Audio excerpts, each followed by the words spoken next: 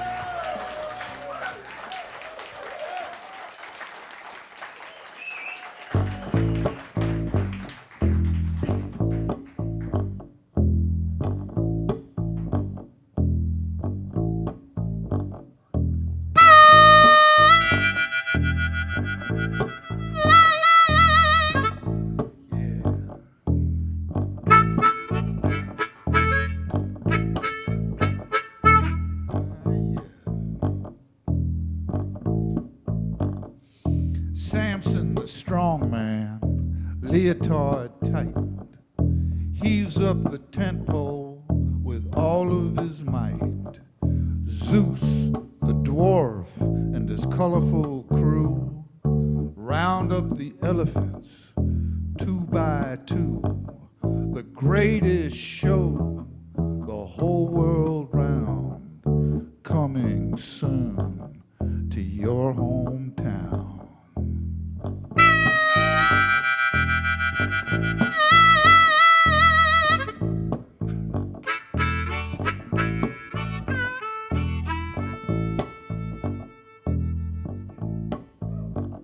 In the middle of the road, a curse on his mouth, his mind on the wind, his eye on the south.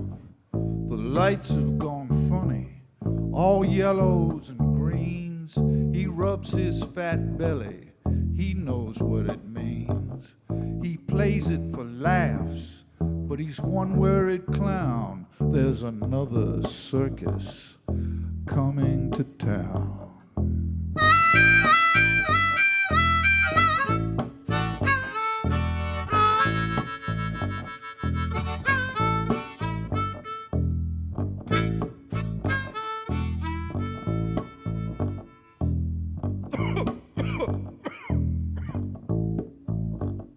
The knife thrower has a troubling cough and a case of the shakes, and his timing is off. But pink ballerinas on horses so white, whirling and twirling the stars in the night. The roar of the lions, the roar of the wind, there's no stopping the show once the circus begins.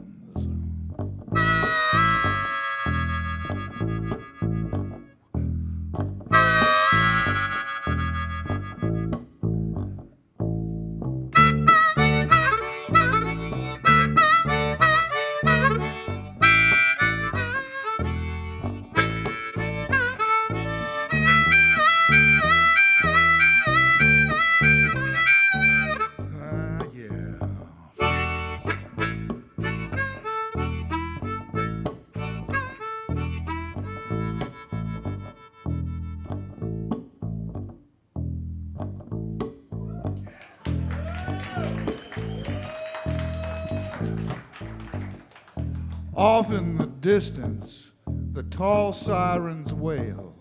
The monkeys are screaming and chasing their tails. The tent flap flies open, the rain's pouring in. The whole crowd is wild-eyed, soaked to the skin. But this is the big top, the show must go on. We're going, we're going, we're going, we're gone. This is the big top. This is the big time. Ladies and gentlemen, children of all ages, welcome to the greatest show on earth, extended play session. Yeah.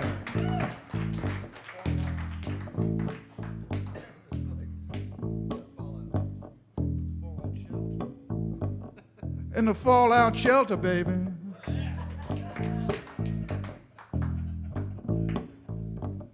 Yeah. Bam bam bum ba da ba da bum bum bam bam bam da ba da ba blah blah blah. This is the big time. And we're going, we're going, we're going, we're gone, we're going, we're going, we're going, we're gone. We're going, we're going, we're going, we're gone.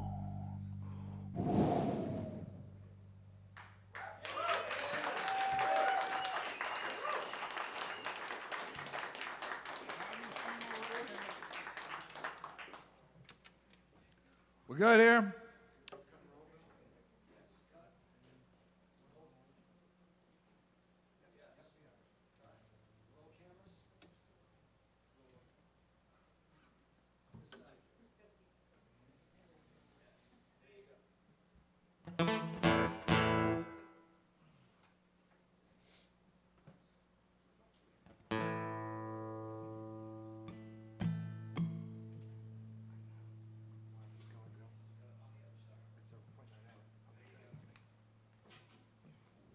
Oh, yeah.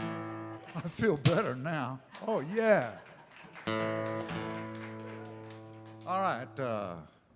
This is Dan Seymour playing the bass.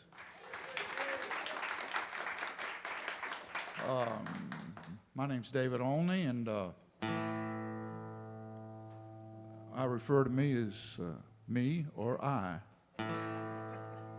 You are you. That's all you need to know. This is a song, I made this up, or started working on it, driving down to Florida from Nashville with my wife. And it was, you know, that's a long trip to where we were going. And my wife fell asleep. So I kind of nudged her and said, honey, maybe I should drive.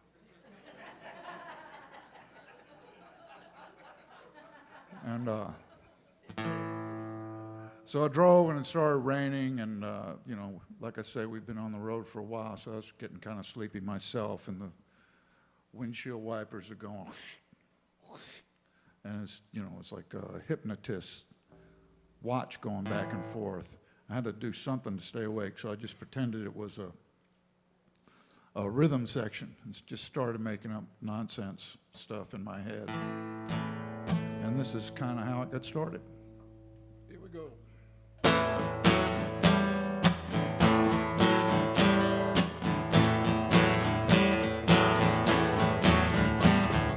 Have you seen old Ahab? Have you seen the whale? They were heading south, bringing in the Georgia mail. Hey, blues, I got 'em.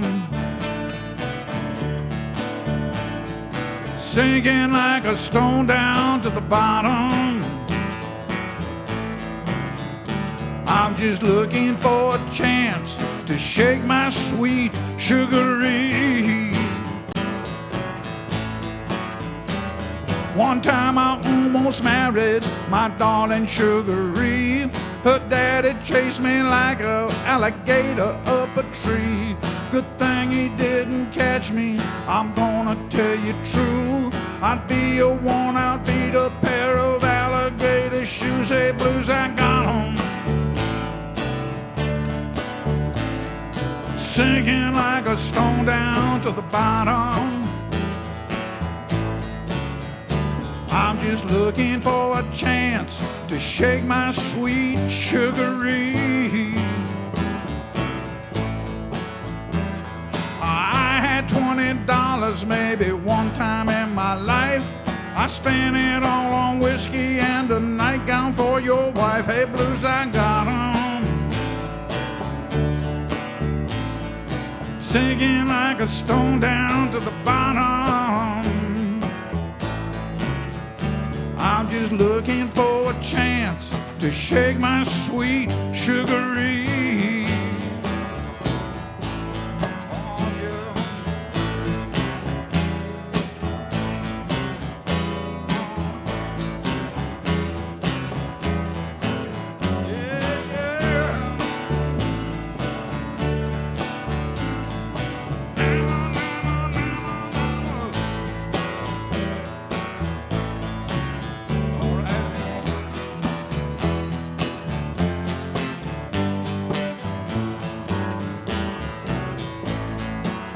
Well, she's a crack in the windshield, she's a spider on the wall. She don't miss a trick, she don't miss a thing at all. Hey, blues, I got 'em. Sinking like a stone down to the bottom. I'm just looking for a chance to shake my sweet sugary. Well, have you seen old Ahab? Have you seen the whale? They were heading south, bringing in the Georgia mail. Hey, blues, I got 'em. Sinking like a stone down to the bottom. I'm just looking for a chance to shake my sweet sugary. Just looking for a chance to shake my sweet sugary. One more, yeah. I'm just looking for a chance to shake my sweet sugary. Sugary, yeah.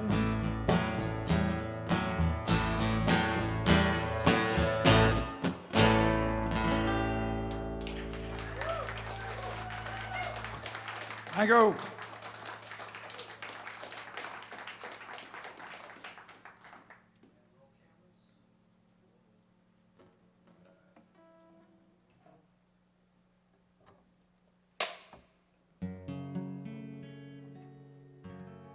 Running from love. I wanted to make up some songs that had to do with walls and borders and that kind of stuff. And this is an older song of mine that kind of fit in. This is called Running from Love.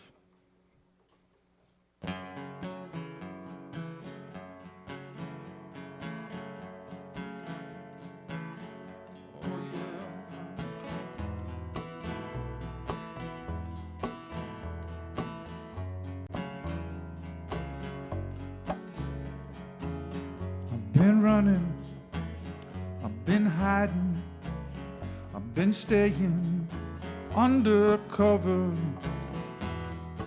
Oh, I've been running, running from love.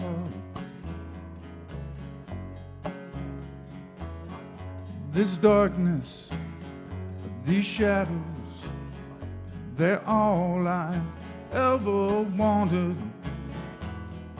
Oh, I've been running, running from love. You stand alone, they call you strong. All this strength is killing me. This strength is gone to take me to my grave.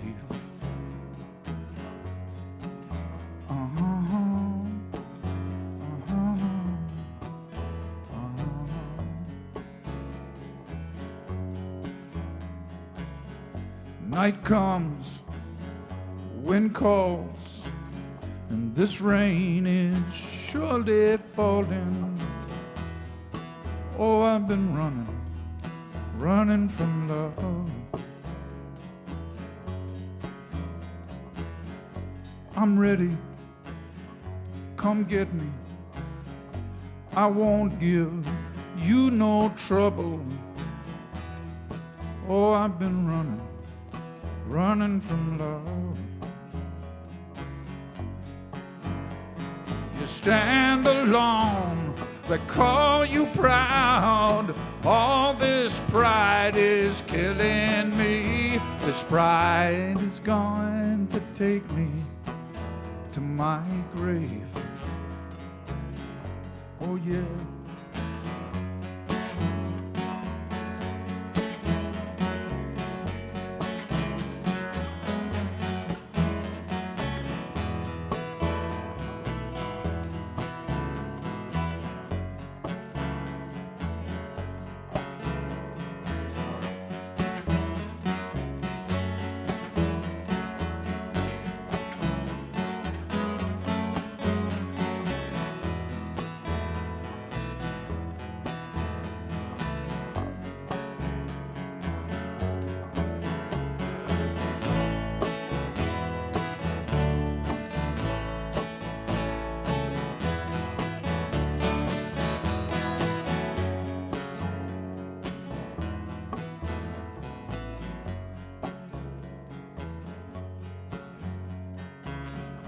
I'm ready, come get me. I'm down here on the border. I'm working both sides, I'm running from love. I've been running, I've been hiding, I've been staying undercover. Oh, I've been running from love. You stand alone, they call you free. All this freedom's killing me. This freedom's going to take me to my grave. This freedom's going to take me to my grave.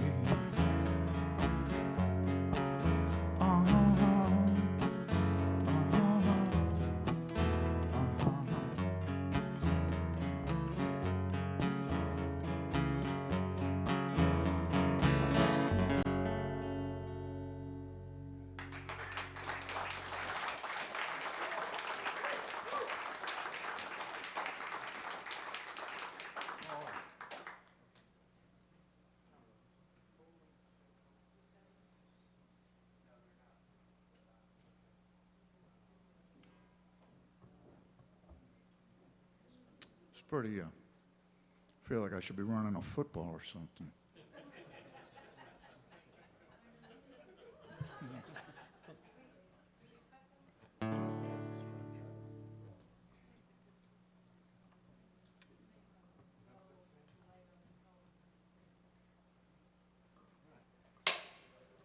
All right, here's another, this is actually the one that got me started about this borders and stuff. I wanted to write kind of a, well, it ended up being kind of a Johnny Cash song, but the way it came about is all these folks coming out of Syria and having to travel, you know, over to Turkey and then walk across Europe to go to a bunch of places where nobody wanted them. And it just was this, and still is, this incredible situation. But I would always see large groups of them. And it's hard to make it individual when all you see is a big crowd. So I got a magnifying glass out and kind of found a picture and kind of went through it, to see if I could see a particular face. And I got one, I looked at it and I said, that looks like Johnny Cash. And I thought about it, you know, I mean, his whole deal was he could kind of look like any race, like he came from any place. And also, I mean, he's kind of been, in one way or another, you know, the eternal refugee. So he kind of, the ghost of Johnny Cash kind of snuck in on this. Are you going to tell him to leave? No.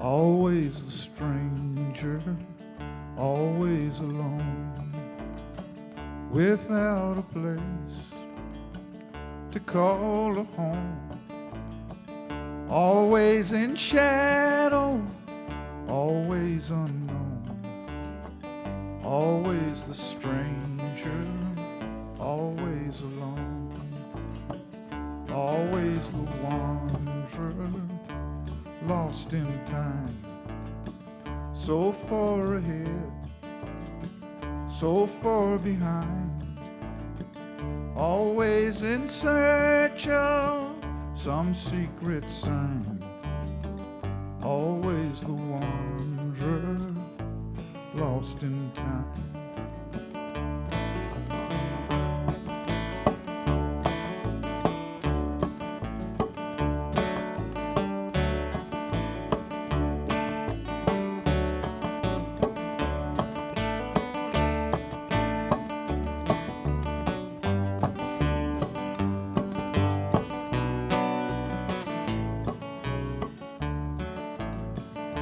A single star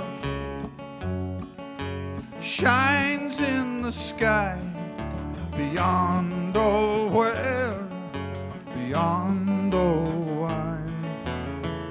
Always the stranger, the refugee, the nameless face, the mystery. Nobody knows, nobody sees, always the stranger, the refugee.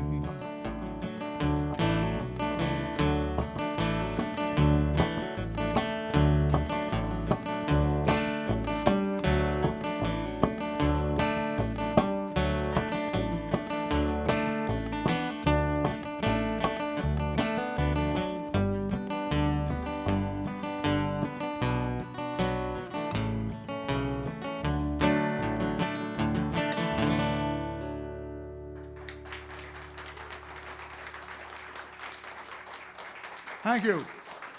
Thanks.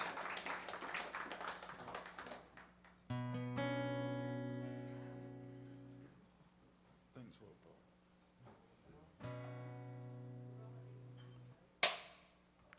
All right.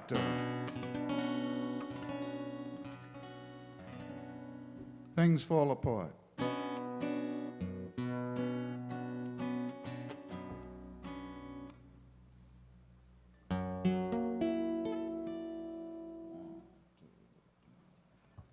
Things fall apart. There's no reason or rhyme to it. You get through it hoping you don't lose your mind. Things fall apart, and your heart can't get used to it. You sing the blues to it, night after night. Everything's changing, not for the better. She's in her own world. You can't forget her. She doesn't know you anymore.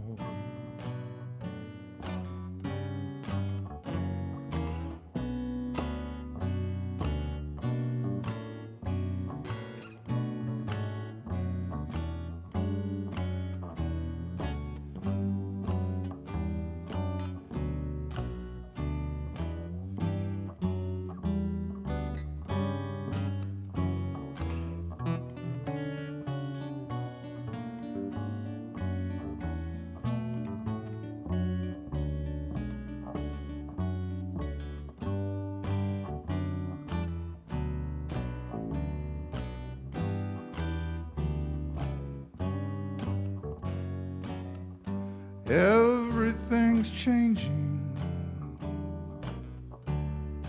not for the better. She's in her own world, and you can't forget her. She doesn't know you anymore. Things fall apart. There's no reason or rhyme to it. You get through it hoping you don't lose your mind. Things fall apart and your heart can't get used to it. You sing the blues to it night after night.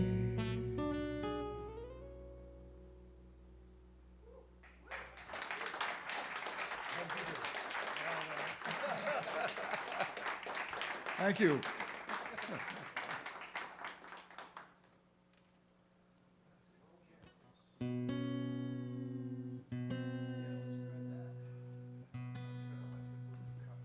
Oh, sure, yeah, so.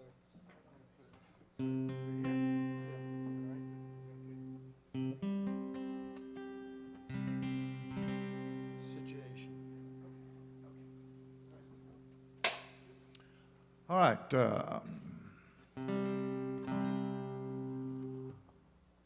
I'm assuming you all have jobs of some sort and that have some kind of responsibility. Sometimes, you know, an awesome responsibility, sometimes not so much, you know. And, I mean, there's a difference. I don't know. I was talking to a person the other night in Pittsburgh who worked as an air controller. And, you know, you got to hold your focus on that job. Anyway, whatever job it is you got, at some point, the shit will hit the fan, and you're going to have to call the home office. And you're going to have to explain that there's some kind of terrible catastrophe going on. And as you're dialing the number, it occurs to you that you're the only one there. So when that time comes for assigning blame, you know, you're going to take the fall. So it occurs to you that maybe you better downplay this, no matter how bad it is. Flames all around you, explosions, screams, cries, agony, a total catastrophe. But you, as you're talking to the boss, yeah, oh, everything is great. Listen, you might ought to get up here. We have a situation. You refer to it as a situation. Somehow that seems to sound less catastrophic.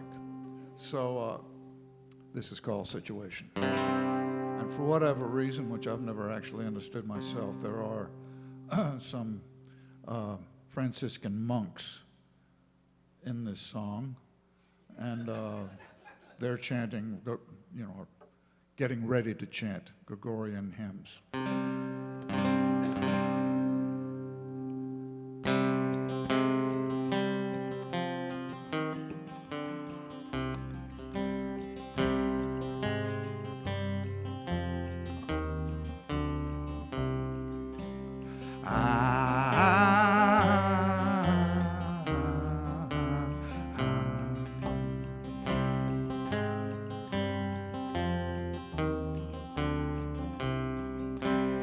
Everything was going good, everything was Jake.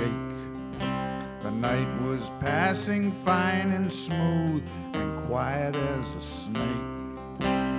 Everything was working just humming right along.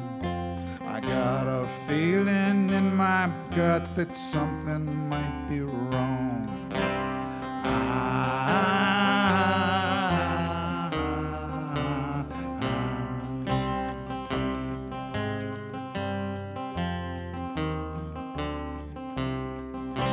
Something more is going on. voices in the night. Can't put my finger on it, but it's nowhere close to right. Boss, I thought I'd better call you up and fill you in. Something here's gonna blow, I just can't tell you when. Boss, I know you're a busy man, don't mean to worry you none, but someone better get down here, we got a situation.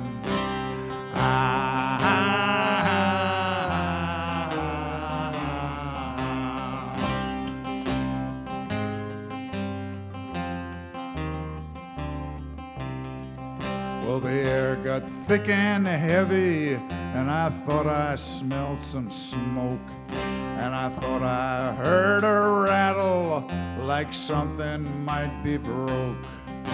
Was that a siren's wail, or was that a woman's laugh? Was that a raven calling, or the sound of broken glass? Boss, I know you're a busy man, don't mean to worry you none, but I'm gonna need some backup, I can't handle this alone. And they better get on down here quick, we got a situation. They better get on down here quick, we got a situation. You better get on down here now, we got a situation.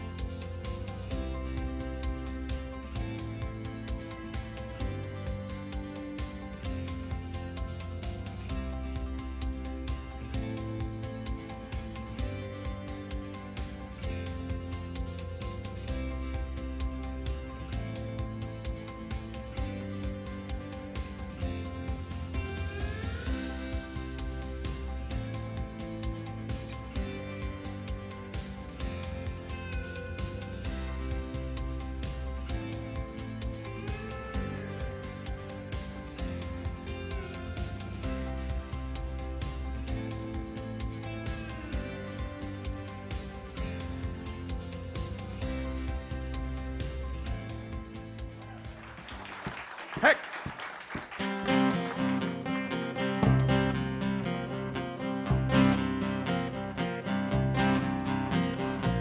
I ain't a prophet, I ain't a preacher, I ain't a poet, I'm not a teacher, I don't know nothing, that's how I like it. Live in a tide pool, don't try to fight it. Don't try to fight it. Don't try to fight it. Don't try to fight it. I used to rage, I used to fight, would not go gentle into the night. I drank my liquor, I took my drugs, with pimps and pushers, hookers and thugs.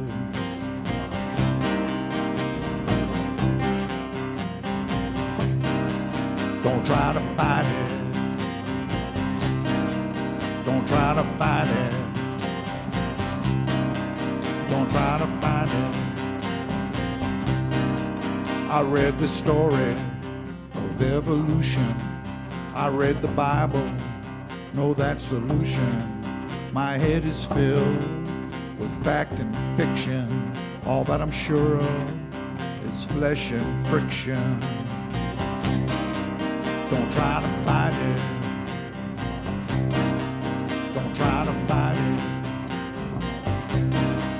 Don't try to fight it. try to fight it. Yeah, yeah, yeah.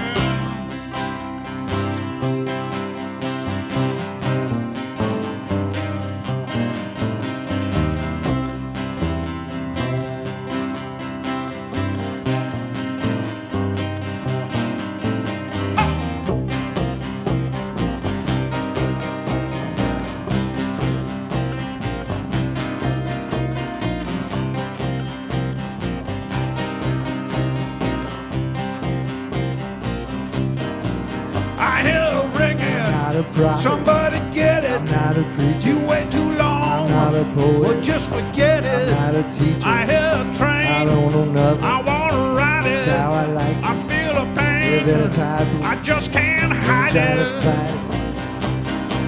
Don't try to fight Don't it. try to fight it. Don't try to fight Don't it. try to fight it. Don't try to fight it. Don't try to fight it. I see a road.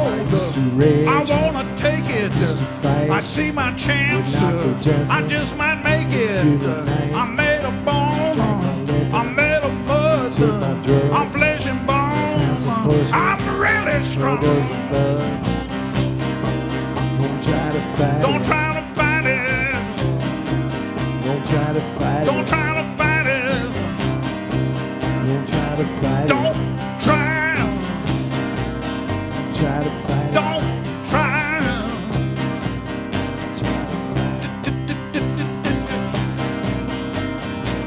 Don't try to fight it. Look out! Don't try to fight it, no, no.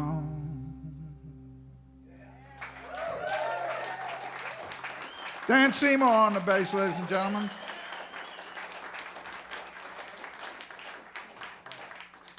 No more kidding around. Let's do Barrymore.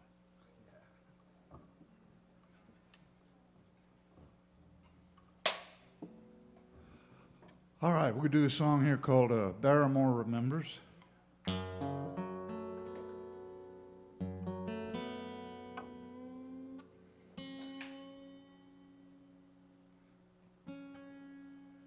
You know, I say tuning on stage is a colossal drag.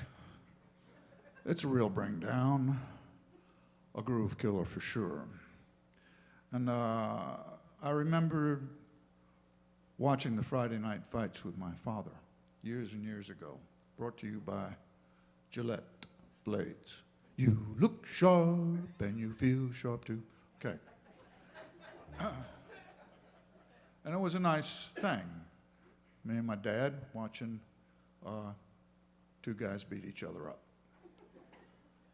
And pretty early on, I noticed that in between rounds, in the colossal, almost, I don't know how to describe it, incredible non sequitur, in between rounds, a beautiful woman in a bathing suit and high heels would walk around the ring with a placard that would say round 4. And, well, pretty much everybody knew that round 4 was coming up. But it kept the flow of things, because otherwise, if she wasn't there, then you'd have to watch Carmen Basilio or someone like that spit into a bucket. And now they handled a moment that's a little awkward with a kind of unique way. A beautiful woman in a bathing suit and high heels. And when I have to tune, I often think of her and wish that she was with me at that moment, walking around with a placard going, "He's tuning."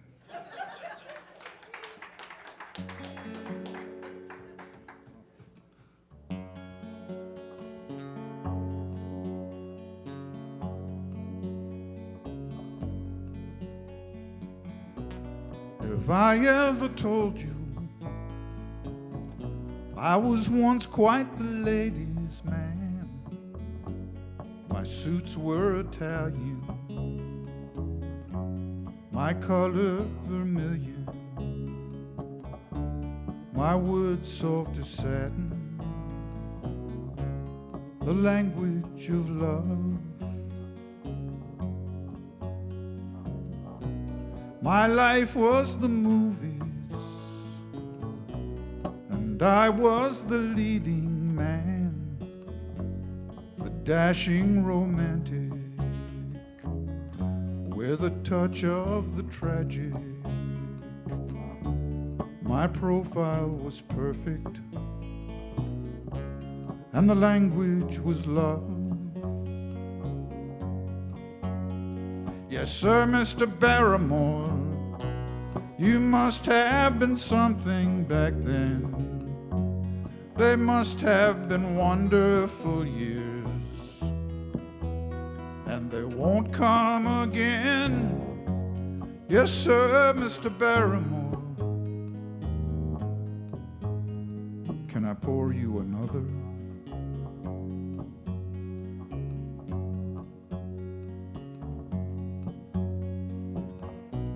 The women were lovely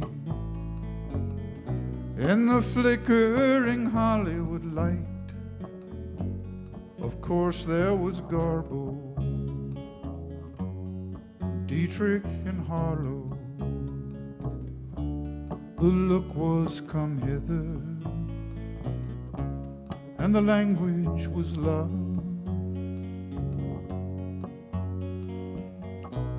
And my God, the parties, the nights were as bright as the days. The air smelled like honey, the stars shone like money. In the roar of the 20s, the language was love. Yes, sir, Mr. Barrymore, you must have been something back then. They must have been wonderful years, and they won't come again. Yes, sir, Mr. Barrymore. One more on the rocks.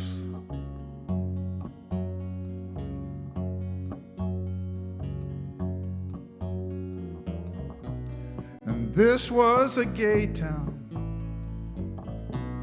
as wild and as free as the night. We lived with a passion, we loved with abandon. We were storybook heroes in the language of love.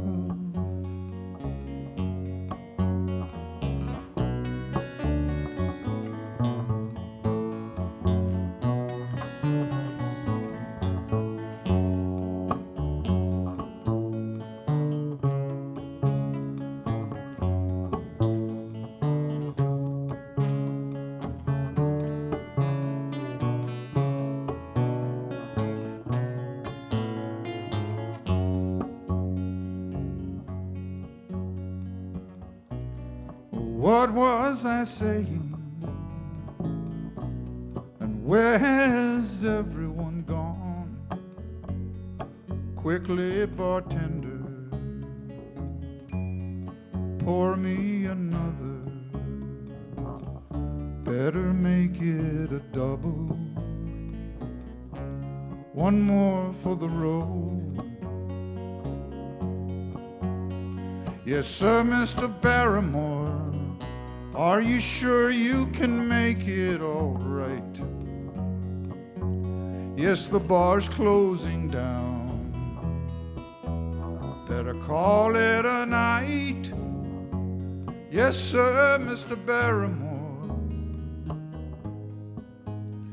let me call you a cab.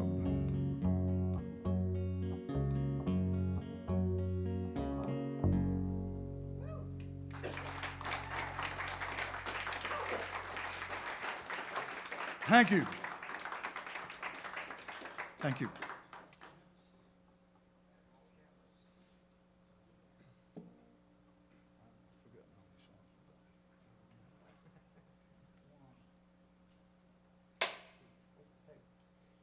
We're back. We're back. and our front.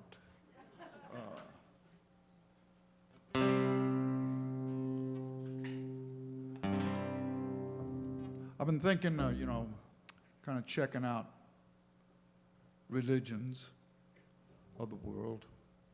And one thing that seems common is religions depict God as this old man, ancient, older than time. But God has been working out. God looks great. God, have you been working out? It looks like you've dropped a couple of pounds. Yes. And he's capable of throwing lightning bolts and, flattening mountains. And, he's this old guy that's in really good shape. Nothing wrong with that. I personally wouldn't know anything about it, actually. But things could have been different. Things could have gone a different way, I suppose. And I wondered what would happen if God were a 17-year-old girl with purple hair leaning up against a wall next to a Marshall amp cranked up, playing a red guitar.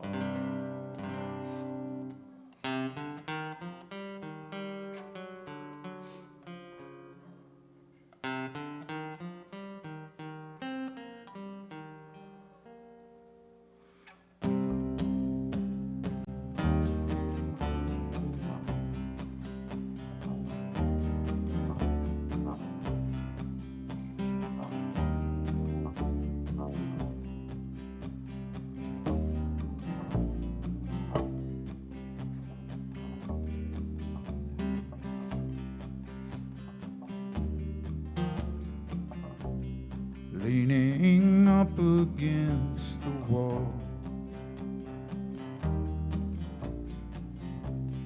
dressed in shadows, fading blue.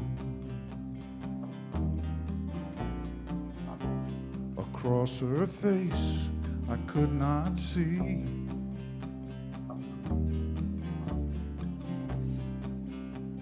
the color of her eyes.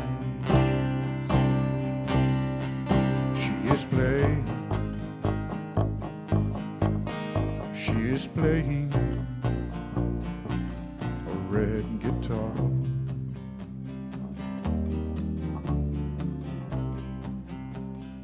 A red guitar. Somewhere far away, a silence.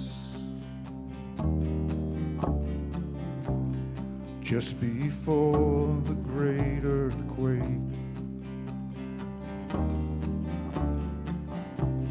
sends a wave across the ocean to break upon some foreign shore. She is playing, she is playing red guitar.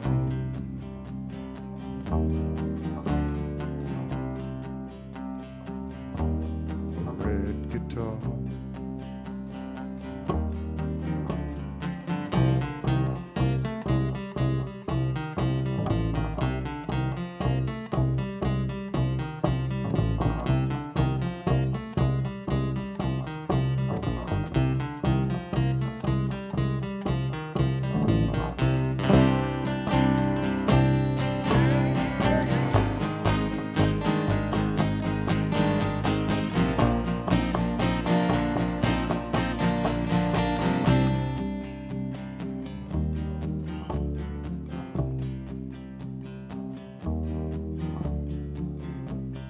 Planets, stars, and the moon,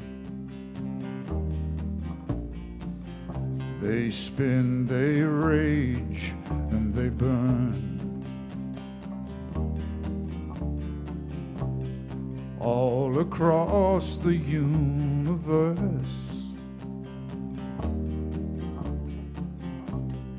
leaving dust in their wake. She is playing,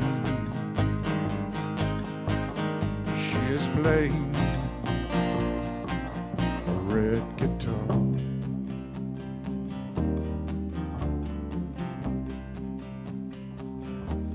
A red guitar.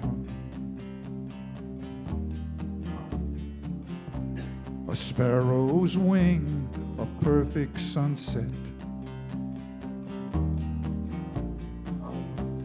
Symbols carved into a wall. Dreams that fade into the morning.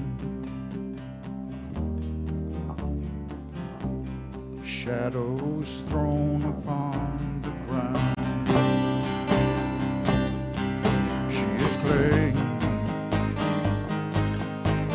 she is playing a red guitar.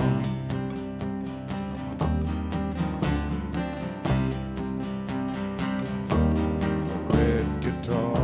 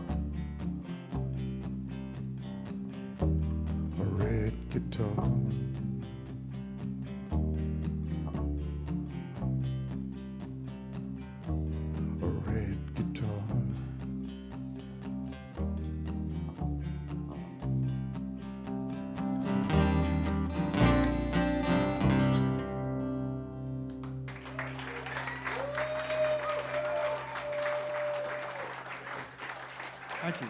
Thank you. Thanks.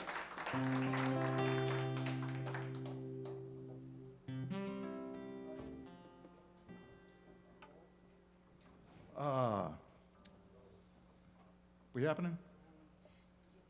All right.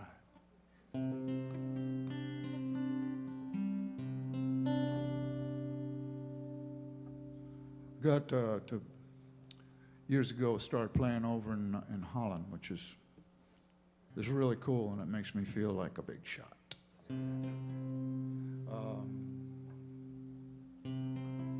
One tour I had over there fell apart, and I was in Amsterdam with a week to kill, you know, and staying in a hotel. I mean, money just, you know, bleeding money. But it wasn't nothing to do about it. So I thought, well, I'll go to an art museum and look at pictures. It's Holland. They got them here.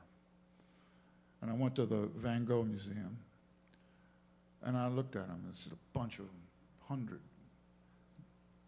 That's nice. That's nice. Oh, that's nice, too. I went through the whole thing. I went back to the hotel. So, okay, I did the Van Gogh Museum. Tomorrow I'm going to go to this other museum, and this voice went off in my head, and it said, no, go back to that museum. I said, okay. So the next day, and the next day, and the next day, I just kept going back and looking at these pictures and trying to find some way. How do you look at something like that and know where the entry point is where you can appreciate it. And I just kept going back. And finally, at the end, I had this little notebook, and I'd stand in front of a picture. One of them was, well, all the verses in the song, you'll see. But I would just put a line or something that had to do with the picture. One of them was a pair of shoes that Van Gogh wanted to paint, but he had to get them just right, so he went out and obsessively walked around all night till they had the right look.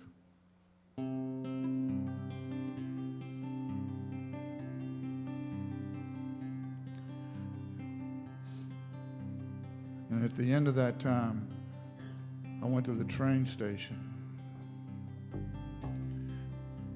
got on the train to go to Nuremberg, Germany.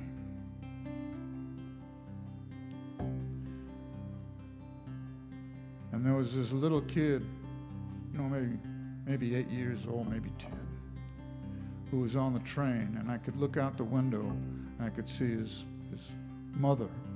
And he was waving goodbye, and she was waving goodbye. And he didn't look scared, and she didn't look worried. And it really stuck with me. It's a deep, deep feeling. You can feel time ticking by.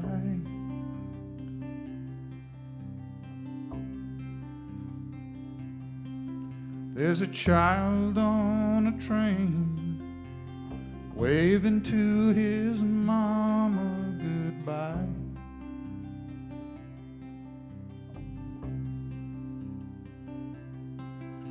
He's gonna see the world before the world passes by.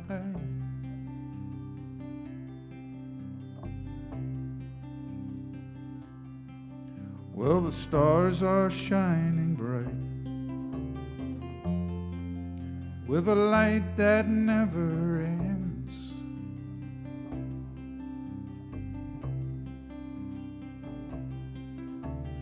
Every man's a stranger. Every stranger is a friend.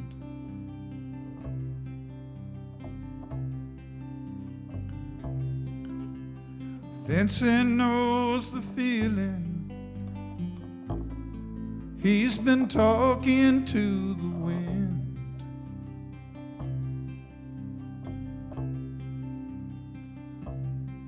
I walked all night in the rain. There wasn't nothing else to do.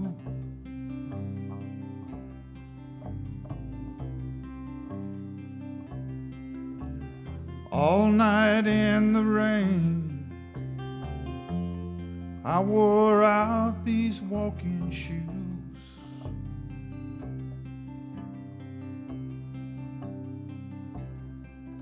But I never seen a thing till I seen Vincent with the blues.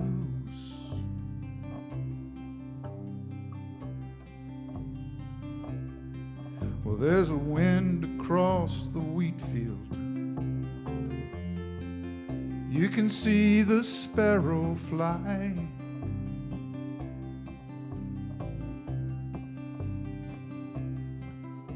The flowers in the vase,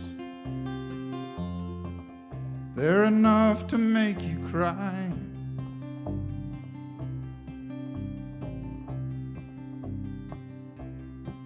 How did Vincent get that blue? Oh, he stole it from the sky.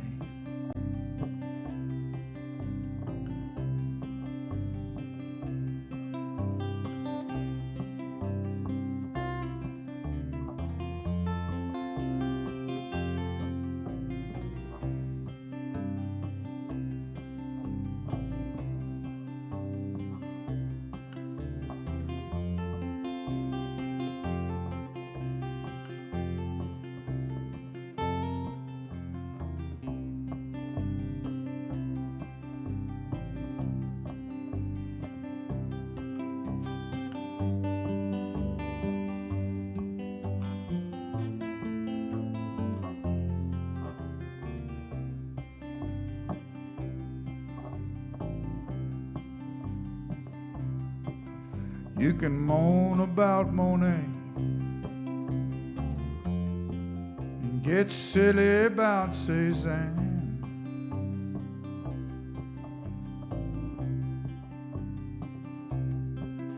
You can rave about Renoir and go crazy about Gauguin.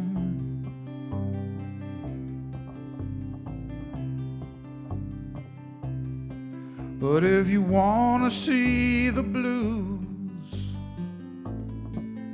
ah, Vincent, he's your man.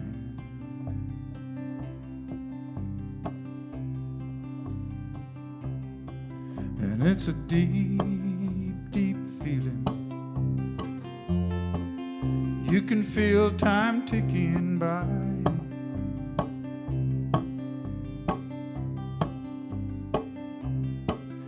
There's a child on a train waving to his mama goodbye.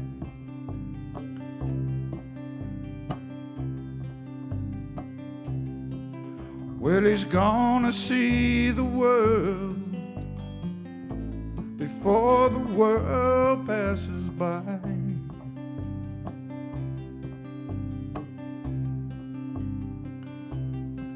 Yeah, he's gonna see the world before the world passes by.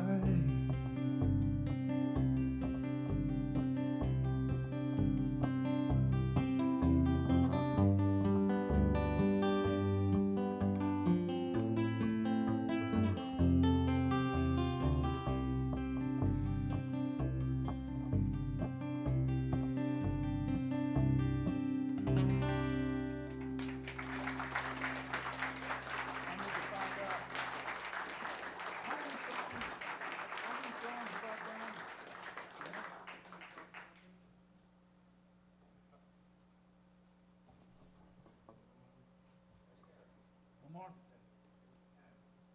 10, okay. Hell. Yeah, I was planning on doing Abdul the Bulbul Amir. That's one of these songs that got 280 verses. Bob Dylan based Visions of Johanna on it.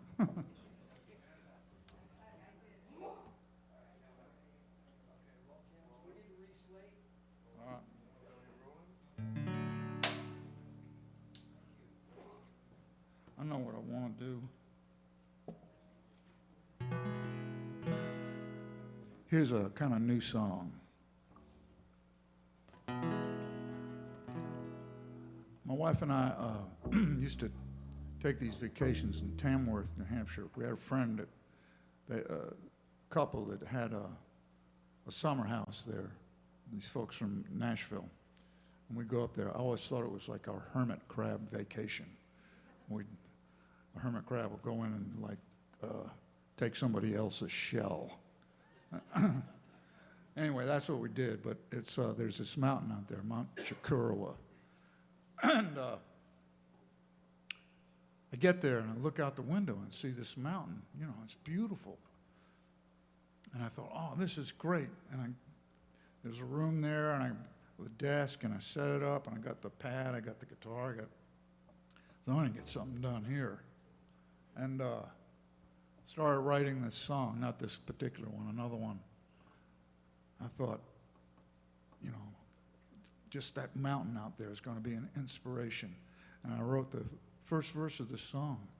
And in my head, it's all in my head, I go, Mount Chikurawa, you know, what do you think? I've written a verse to this song in your honor. What do you think? Nothing, you know. So, well, I'll write another verse. I wrote another verse, and now it's starting to get really intense. And I'm speaking out loud now. I go, Mount Chikurawa, I've written 2 verses of this song in your honor, in honor of your magnificence, your religious hoariness, your strength, your eternal goodness. What do you think? Nothing.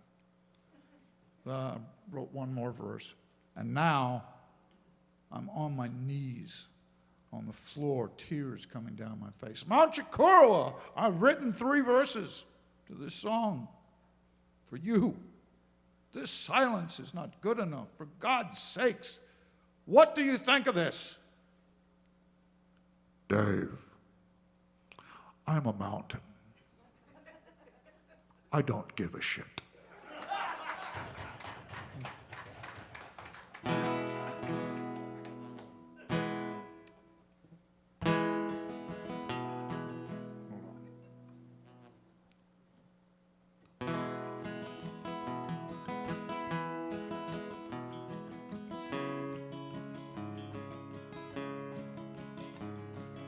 Love is an accident waiting to happen. If you don't watch your step, you fall in the trap, and you won't know what hit you till you feel the ache, and the night lasts forever, and you lie awake, la la la, la la la. Love is a mountain you long to climb, but you don't have the strength and you don't have the time.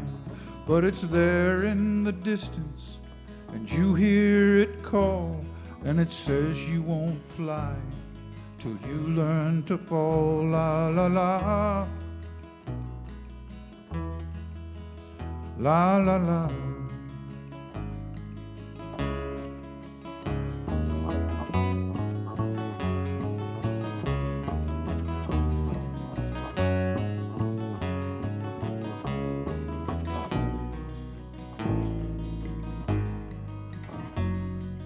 Love is a joke and a second-rate comedy. Love is the sickness, love is the remedy. A glorious triumph, a shameful disaster. Love is the one thing that's worth going after. La la,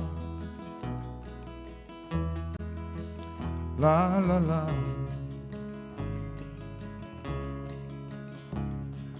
Love is the day turning into the night, the sun going down, the last ray of light hits the top of the hill, and then it is gone.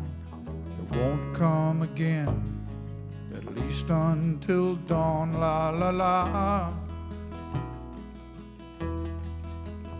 la la la.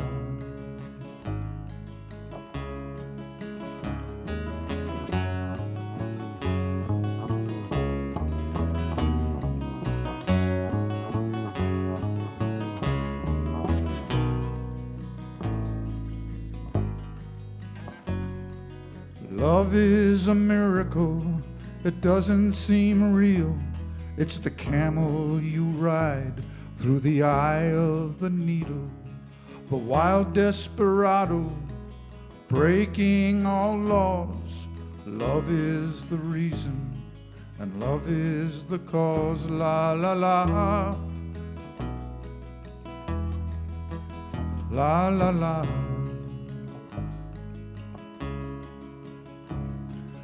Love is an accident waiting to happen. If you don't watch your step, you fall in the trap, and you won't know what hit you till you feel the ache, and the night lasts forever, and you lie awake.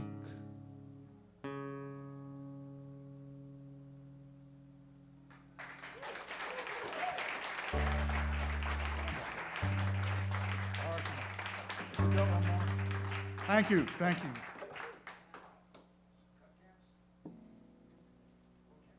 One more. Yeah.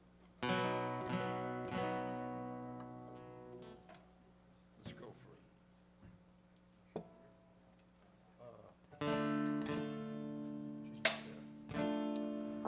All right.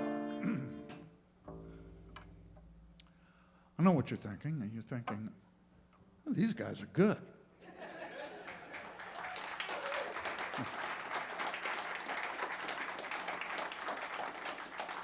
You know, why haven't I heard of these guys?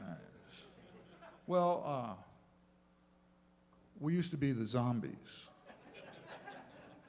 And it was great. I mean, wow. I mean, it couldn't, why did we ever stop doing that? I don't know. But this was our hit.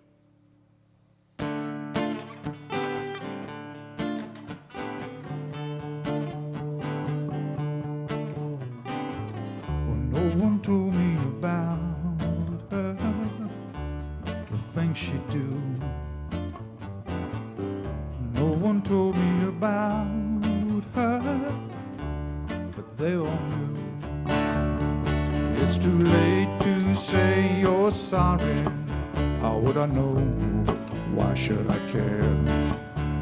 Please don't bother trying to find her. She's not there. Let me tell you about the way she looked, the way she acted, the color of her hair. Her voice is soft and cool, her eyes are clear and bright, but she's not there.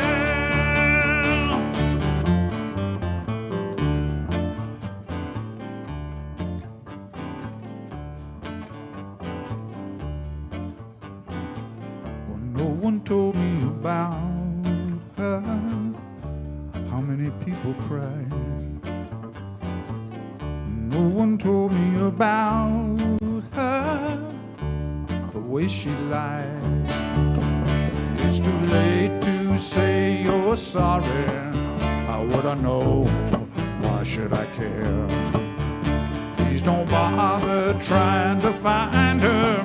She's not there. Let me tell you about the way she looked, the way she acted, the color of her hair. Her voice is soft and cool, her eyes are clear and bright, but she's not there.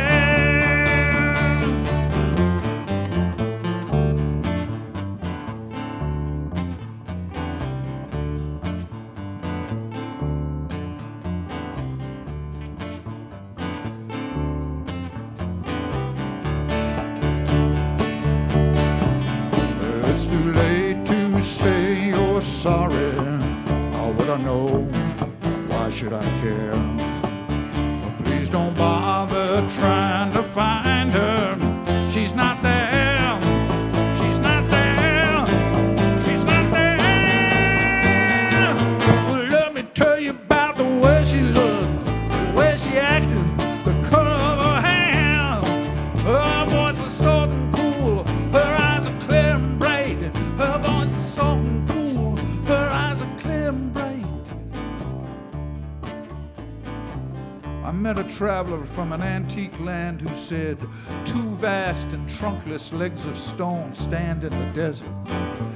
Near them on the sand, half sunk, a shattered visage lies, whose frown and wrinkled lip and sneer of cold command tell that its sculptor well those passions read which yet remain stamped upon these lifeless things. The hand that mocked him, and the heart that fed, and on the pedestal these words appear.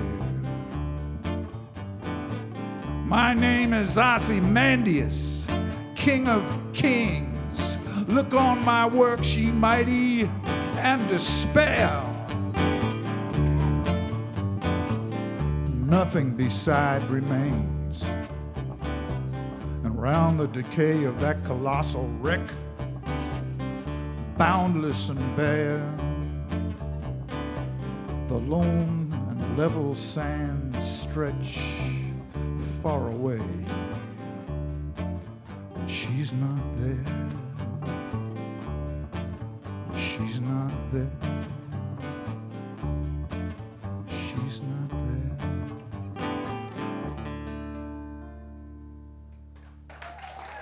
All right, thank you, folks. We enjoy playing for you. Dan Seymour on the bass. Oh, yeah. Thank you.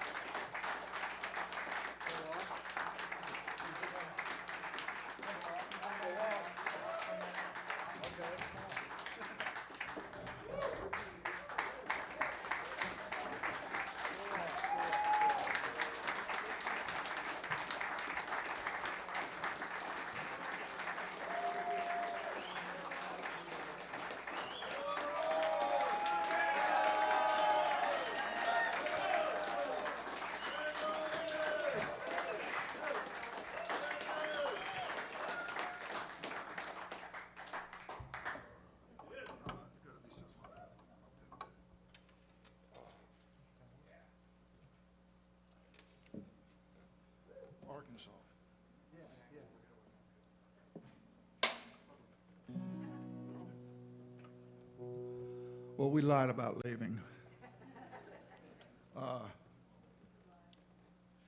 We'll finish up with this one. Yeah, it gets to it. We've been playing a good bit down in Arkansas, and it's Arkansas is one of those places that people don't think about, but it's really, well, we have a great time down there. And I wanted to write something. The one thing about Arkansas is by the side of the road, and there's a lot of shops, and they sell gems and rocks and stuff. They've, you know, I suppose in one way it looks kind of dumb. You're selling rocks, but in another way, it shows an appreciation. I mean, I think it's a good idea. And I wanted to sing something nice about Arkansas, and this is called Arkansas Rocks.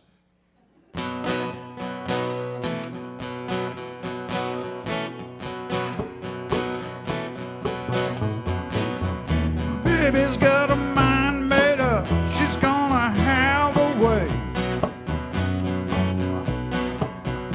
When she gets that look in her eye, there's nothing more to say. Don't try to reason with her, it never works.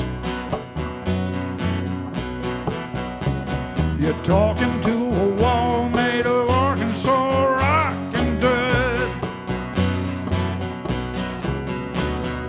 Clear the road, get out of the way.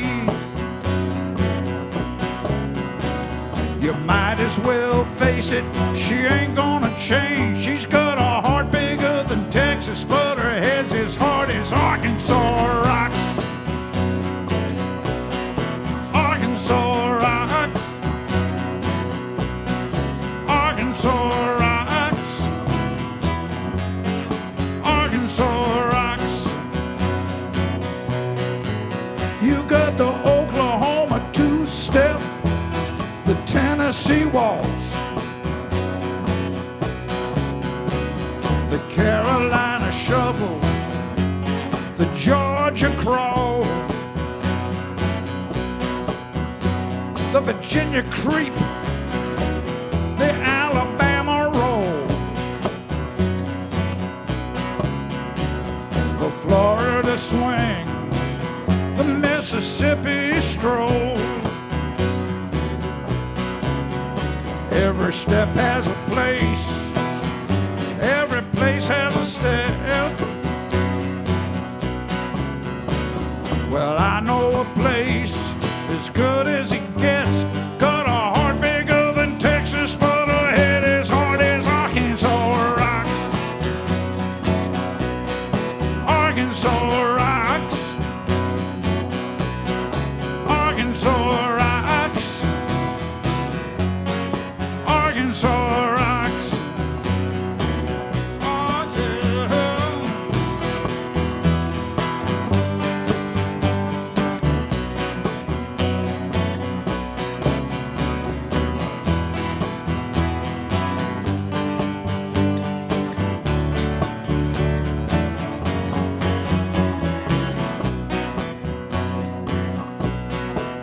Well, she can ring like silver, she can shine like gold, but she's never, ever, ever gonna do like she's been told. Well, she's meaner than a hammer, she's tougher than a nail. She's that night in Texarkana that was worth a whole week in jail. Clear the road, get out of the way. You might as well face it, she ain't gonna change. She's got a heart bigger than Texas, but her head is hard as Arkansas rocks. Arkansas rocks. Arkansas rocks. Arkansas rocks. Arkansas rocks. Arkansas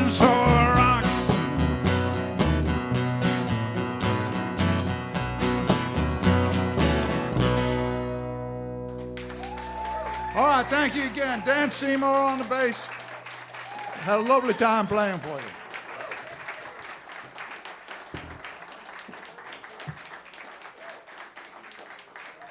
Thank you.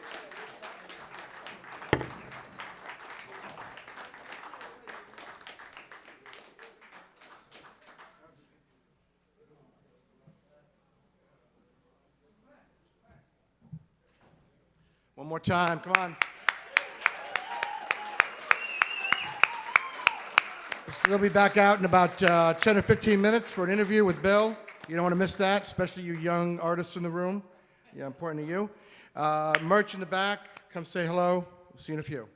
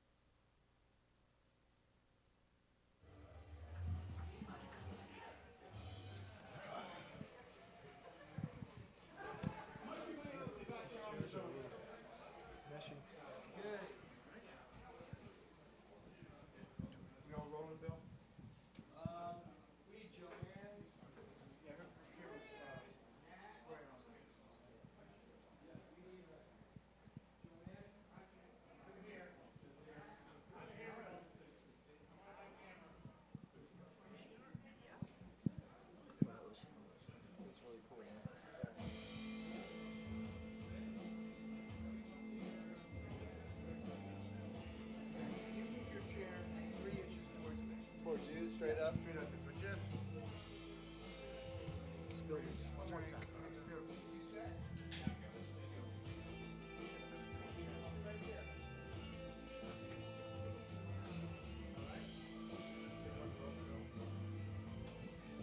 Get some wine. I filled my quota. I had enough 10 years ago. Check. Hello, hello. Yeah, you can go ahead and roll. Joanne, you can roll. Joanne is not rolling.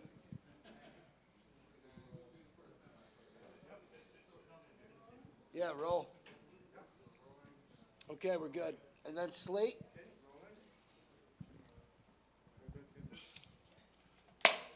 Perfect. Mr. Olney, welcome back. It's good to be here. Man, that was fun. That was a gas. Yeah, you're always fun. I mean, you know, a lot of really good new stuff too. I mean, Yeah, you know, when Dan and I started playing, you know, I played with Sergio for a number of years, and that was great. And then it was time to try something new, and I made a conscious effort to kind of work up some new things when Dan and I started going out. just always two now, even at home. That's all that'll fit in the van. Well, yeah, but at home, are you playing bigger? Oh no, well we got a, you know, a drummer and a fiddle player that'll come out and join with us. What do you prefer? I like, you know, I mean, if it's a band and it rocks out and it's really, you know, does what it's supposed to do, that's really a powerful feeling.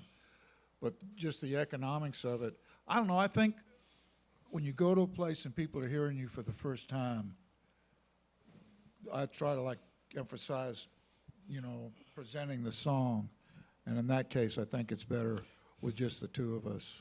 You know, you don't have to shout the lyrics and all that. Lyrically, the music probably lends itself better to, you know, but then the music's kind of intense too, especially with, Yeah. I mean, he provides so much texture. Dan provides so much texture to the music that, you know, kind of adds that layer to it. But, you know, for a listening room. Yeah, I mean, it was, I don't know, in a way I just feel lucky whatever, you know, group I got with me before, or if I'm by myself, it's just amazing to, at this stage of the game, to still be doing this, you know. I was going to ask you about the stage of the game, because we can go back like what, maybe, I don't even know how many years back Contender was. It was a lot of years. And then this new album, when I saw it, it was like, still in the fight, you know, or Don't try to fight it. don't try to fight it. Yeah. And like, you know, that's kind of where the inspiration for the poster came from, was like, you know, still a contender, and, Yeah. you know, kind of the. Well, I don't want to be trying to present myself as, wow, he's a 70-year-old man and he's, you know, still young or something. That always looks stupid as hell to me. You know, just he's an old guy, but he can still rock. That's pretty good. Yeah, that's real good. Yeah. What would you, if you could go back to that 20-year-old that was starting out, what advice would you give that 20-year-old? Oh, I wouldn't try to. I mean, everything has to work out the way it works out. I made, you know, I mean, every possible mistake on every level, professional, personal, whatever other level there is. I was like, you know, wearing a clown suit, and a lot of times. But maybe that's what you got to do to, you know, get to the next place. No, I wouldn't try to give myself advice. You know, earlier on, I would have said, hey, pay more attention in shop class, you know.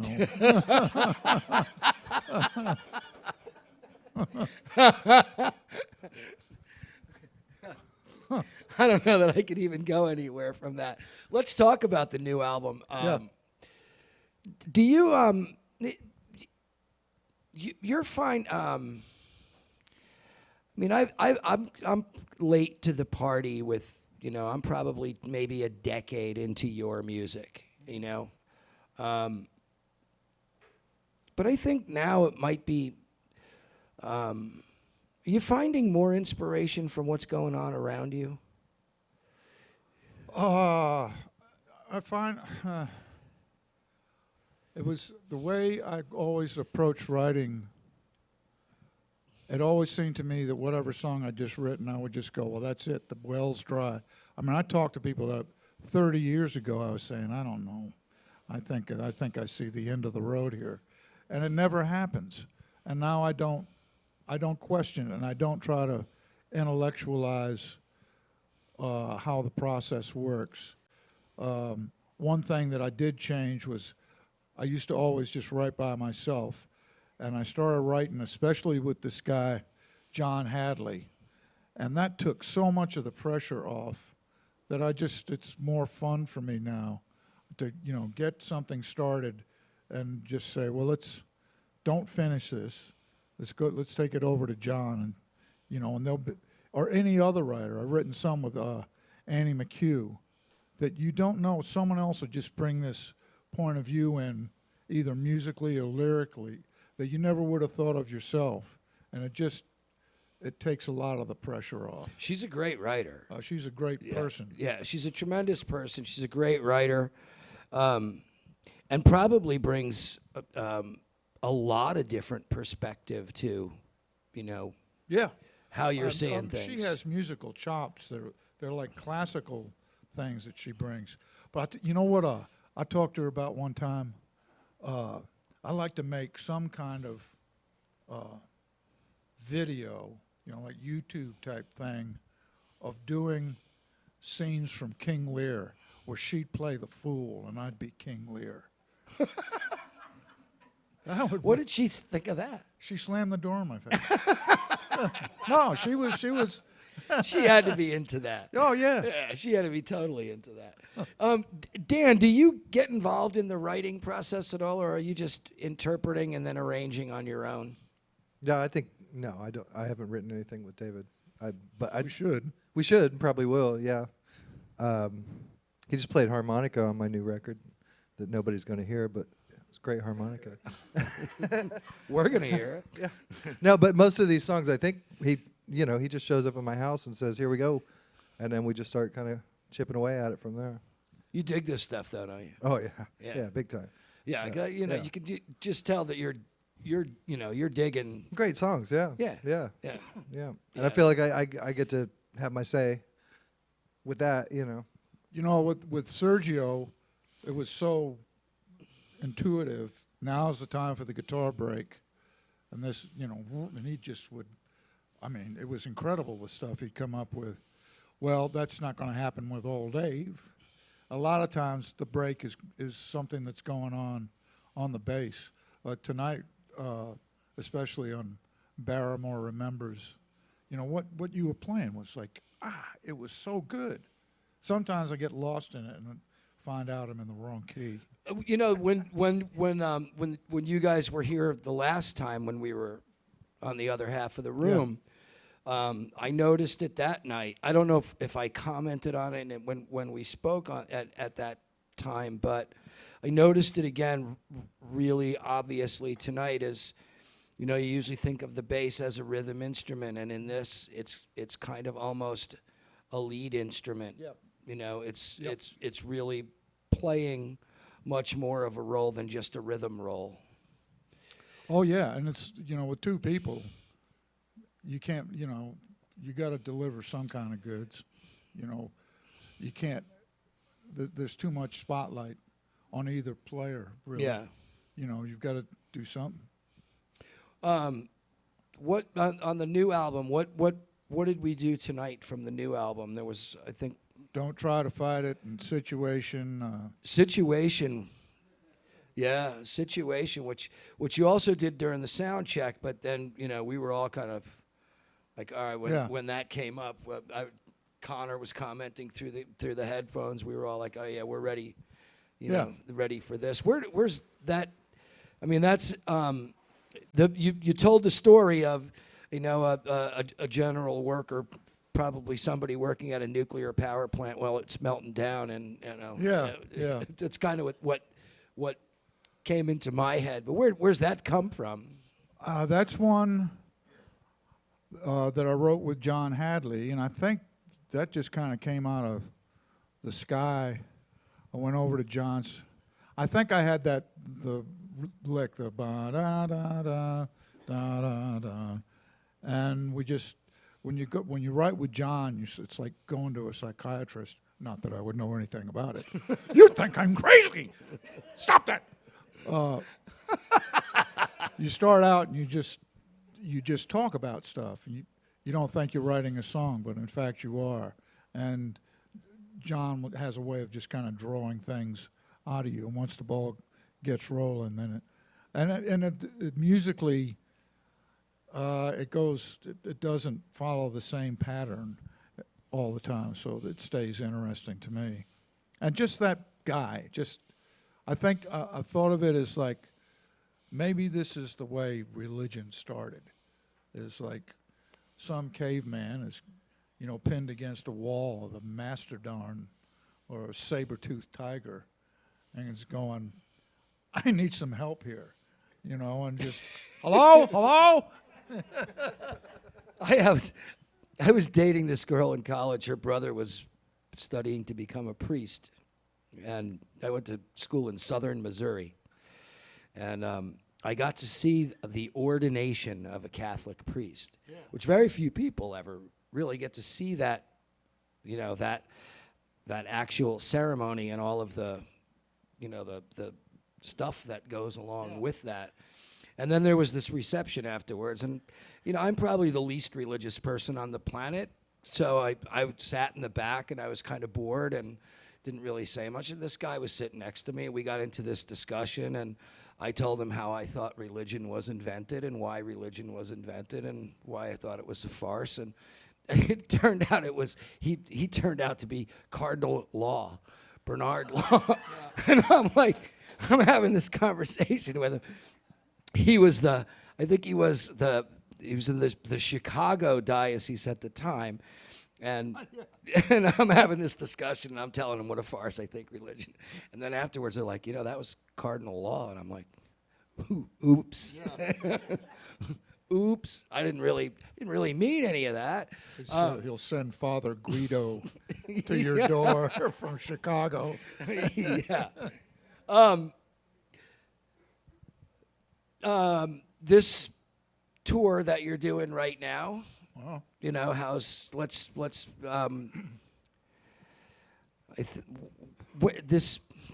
was something I read. I can't remember where I read this, but was there something that sparked this? Tour itself? Yeah. Was there something that? I mean, other than after a while, my family doesn't really want me in the house anymore. Maybe that was. Maybe I just read that. It's what we do, and it's almost disturbing to me that the way I am when I'm playing music on stage or just driving, I think that's who I am. That whatever way I'm going to get judged, if I do get judged, I want it to be on the music stuff, because a lot of the other stuff I don't do so hot. Yeah, I hear that. And music, I feel like the best part of me is coming out. And so, as far as this tour or any tour, I have to go out and do that to kind of remember who I am. It's kind of, it's tough on, family, wife, and kids and that kind of stuff, because they kind of know Dad or my husband, really wants to go out on the road, and they know but that's the way it is. Kind of a cathartic sort of, If you don't do what it is that you're kind of made to do, then you'll really be worthless. Yeah. And they're not going to like it. It may not be immediately apparent, but if I didn't do this, I mean, I don't know where I'd be. I don't think I would be alive. Do you play locally a lot on the east side or in Nashville? I think we play about 4 or 5 times a year. Yeah. Yeah. So Yeah. that's not a lot. That's not a local thing where I can find David Olney any night of the week playing somewhere in or around Nashville. No, you can wear it out in Nashville, and there's so many performers and players that are really good that you kind of have to space out your performances, or else people would just get jaded about it. I haven't been back to the East Side since I was there when we did all of that really cool stuff on the East Side of Nashville. But I've heard that it's not even recognizable as to what it was like 4 or 5 years ago. Well, I don't know. It's still a vibrant music scene to me. I mean, musically, it used to be Music Row or something like that. Right. That's like Dinosaur City. The East Side's still rocking. It's there's more and bigger buildings, but they're full of more and better guitar players. Yeah. That's the other reason we leave town. It's getting too good there. Let me ask you, go back to songwriting for a bit. Everything you see around you, a song. Do you see the world as a song? Do you look at the world through songwriters' glasses? Well, what do I do? The main I don't know. The main thing that's worked for me is not to write specifically about myself, to try and make up somebody. I mean, if I were a kind of confessional writer, I would just get too embarrassed. I don't feel comfortable, displaying my emotions that way. But if I make somebody up, I can say all kinds of things about myself, and I can get a lot deeper than if I'm, trying to say just what David Olney thinks about stuff. Are you making up figures that are actually you? I think if the people that appear in your dreams, they're part of your brain. Yeah, they're. Do you remember the old Goofy cartoons? There was one of Casey at the bat, and all the characters in it. Now the pitcher has the ball. The pitcher's Goofy, and now he lets it fly. The umpire's like Goofy. The batter's Goofy. The left fielder's. They're all Goofy. They're all Goofy. I mean, it was like a brilliant observation that whoever did that cartoon had. That basically, when you make something up like that, whether it's a song or a cartoon or just have a dream, that's all you. That's why you forget your dreams. Most of them are too embarrassing. Do you did you still have the fire for all of it? Yeah, it's still, the idea of retirement just is totally frightening to me. And I can, physically it can kind of wear you out, and the driving, and you wake up some days and go, "Ow, I didn't know I even had that thing that hurts now." But, you get on stage and everything is okay. I remember seeing a thing, it was, I think it was 60 Minutes was doing a segment on Arthur Fiedler. And, beloved, band leader or whatever they called him, of America, and shows him and he's being Arthur Fiedler and he's kind of over the top a bit. And then it shows him right before, half an hour before he's supposed to go out and lead the band. And he's this doddering old man. I don't feel good. I don't. And his wife is there and says, "Arthur, can I get you one?" "No. Here, have a cup of tea." "It's too warm." I said, 5 minutes, Mr. Fiedler." "I don't know if I can." 3 minutes, Mr. Fiedler. On stage, Mr. Fiedler. "I don't know." And he walks toward the stage, and there's a guy standing there with a tray with a shot of whiskey on it. "I don't know." "All right!" And just goes out there and he's Arthur Fiedler. And the rest of the time he was like, Uncle Jake. You need a shot of whiskey before you? No. Not that you're. I mean, I didn't see any. And I didn't see you dragging at all. Even when you, I mean, you were. As far as drinking, I found out just even a little bit would just throw my concentration off a little bit, and it would just be something that I was conscious of. However, after the gig, when I take my victory lap, I feel like I'm dragging, Hector's body around 3 times around the walls of Troy. Dan, has working with David, has that changed the way that you write? Has it added to? I don't know. I don't think, because I'm not a big lyricist, so But in terms of, David doesn't write regular old chord progressions, So in terms of opening my mind to what you could possibly do, musically speaking, with, for lack of a better word, folk music, definitely, that's been an education. Yeah, because you're hearing a lot of crazy chord progressions, and that's I get to play tangos and rumbas. I get to play salsa. I'm playing every kind of music possible in 10 songs with David. yeah. So it has changed. Absolutely, the way yeah, absolutely. Yeah, and you have a new album coming out too. Well, of course, Mark Robinson. Yes, of course. And so he and I have been working on, for lack of a better word, a jug band record. And we brought David in to play some harmonica, and Pat McInerney, a great drummer, to play drums, and maybe a few other people before it's all over. But Pat's played with everyone. He's played with David. He's played with everyone. Yeah. Yeah. Nancy Griffith, Don Williams. I get to tell my dad I have Don Williams drummer in my band, so that's pretty cool. That's the cool thing about Nashville. It's unbelievable. It's the coolest thing about Nashville. You swing a dead cat, you're going to hit 40. What's even cooler is all of these musicians. people are my actual friends too. Yeah, you can show up at Mark Robbins. You can show up at Guido's. I was going to say I could call them to help me move furniture, but it's probably the other way around. Well, I want to thank you guys for being here. Where are you on to next? I think we go to the Cape Cod? Yeah? Where are you playing down in the Cape? O'Shea's. Yeah. West Dennis. West Dennis. Yeah, cool. Yeah.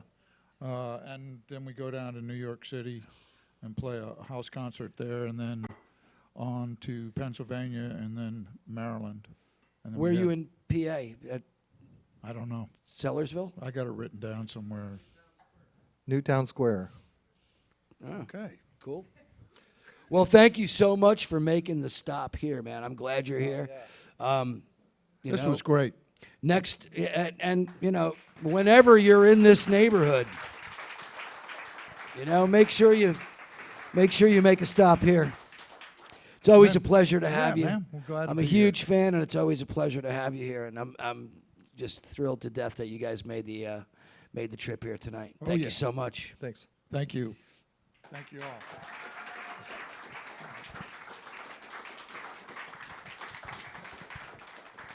And then we roll the credits.